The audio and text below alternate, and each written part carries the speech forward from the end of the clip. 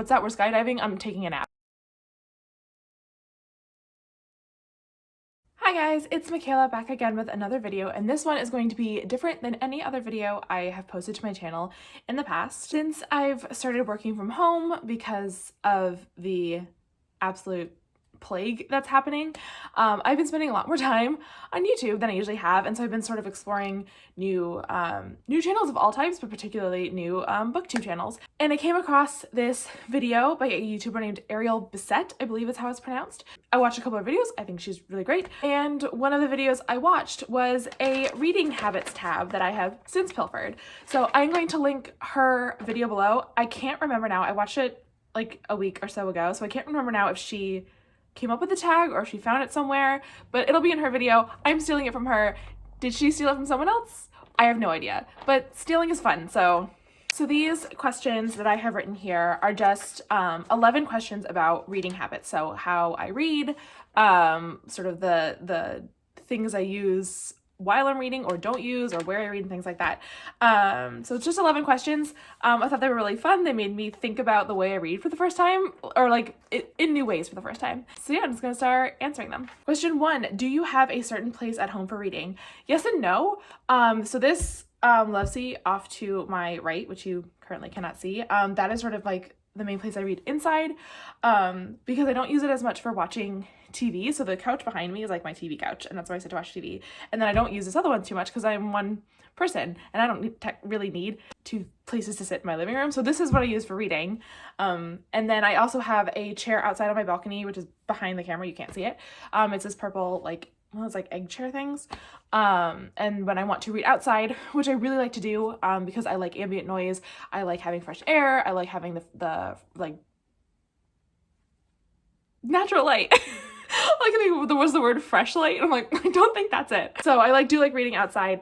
So I will sit in that chair on my porch. But I'll also read on my bed. I will also read at my desk chair. But I'll kind of read anywhere in the home. But yeah, typically this love seat and then that chair on the porch. Question 2, bookmark or random piece of paper? I'm going to say bookmark like 92% of the time.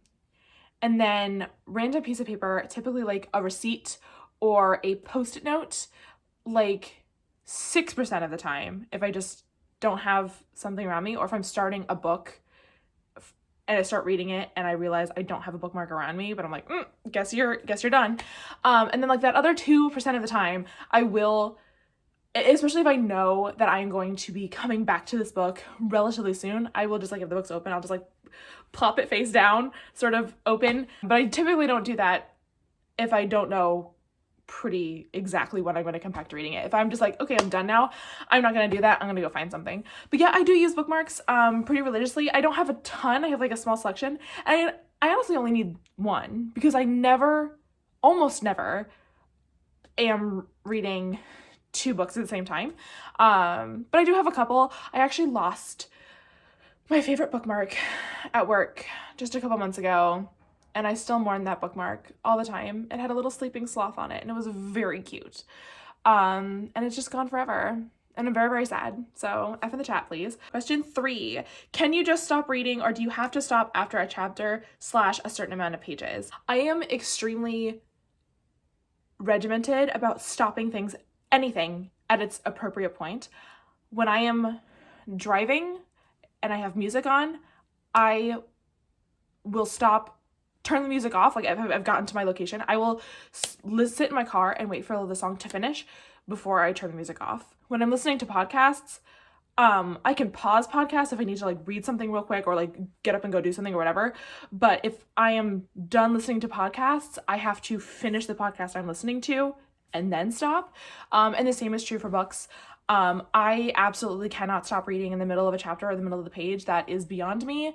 My preference is obviously to stop at the end of a chapter. However, if there's a page break, I will also stop there.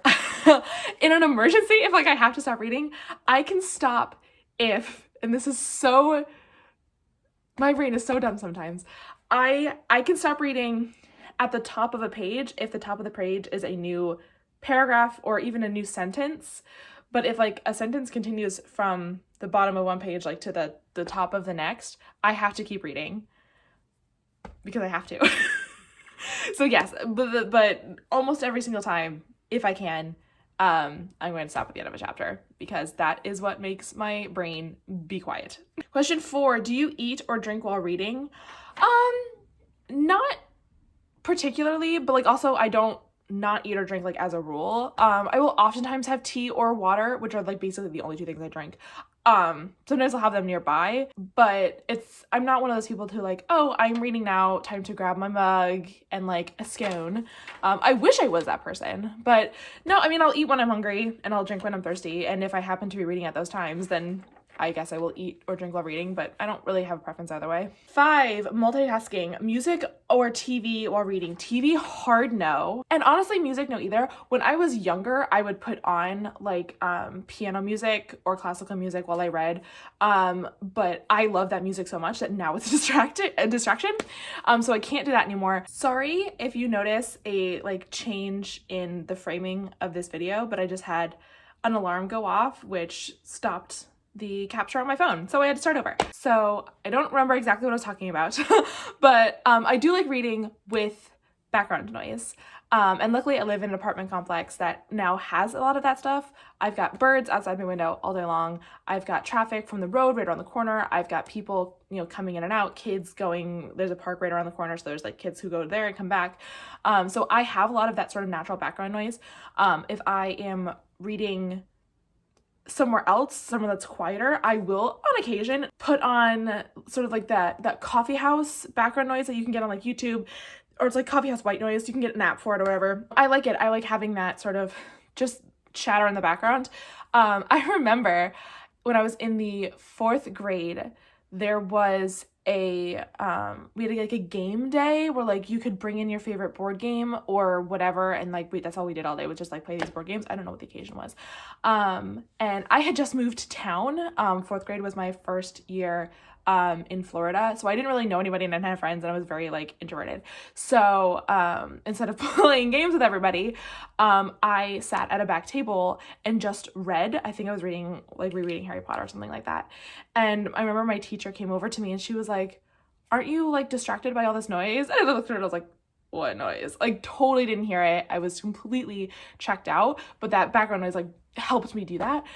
So yeah, I do like background noise, definitely not on TV. That's wild. I can't imagine watching TV while reading. And not really music either. 6, I've run out of fingers.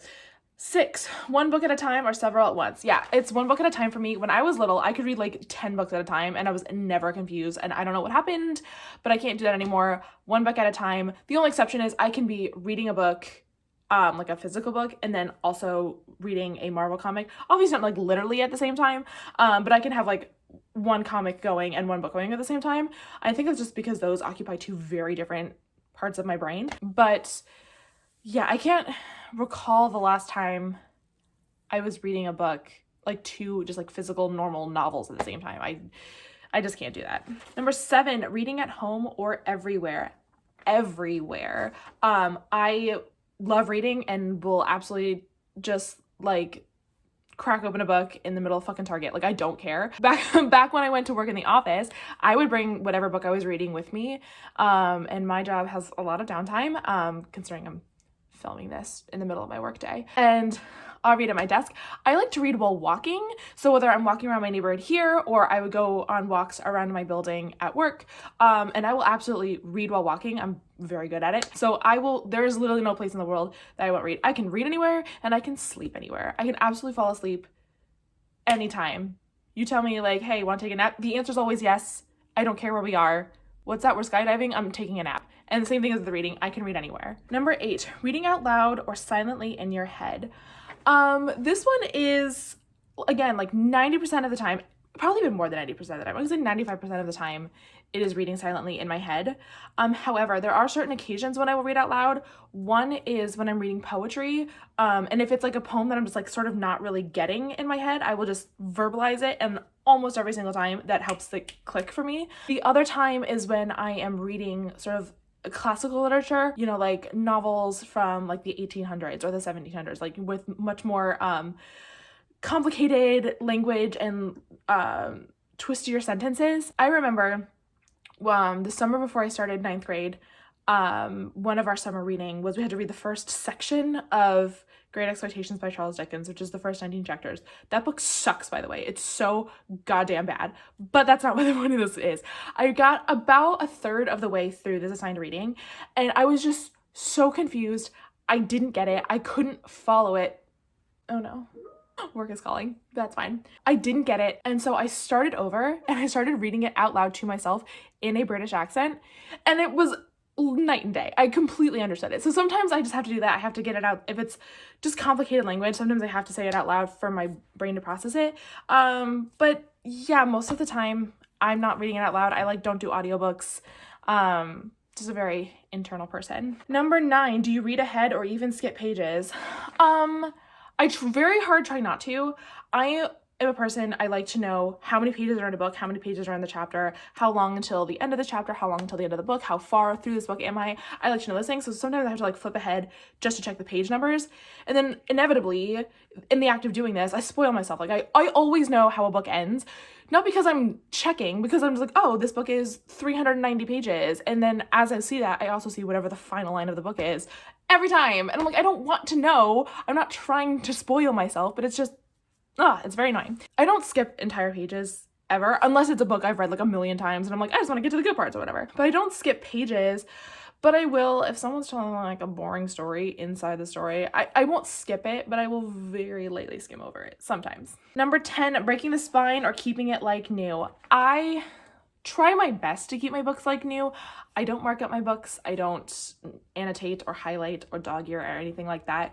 I do this because to me, books are also physical objects. They aren't just stories. I like these physical objects and I like taking care of my objects. Obviously if I bend a page, I'm not going to beat myself up over it. It is ultimately there for my use.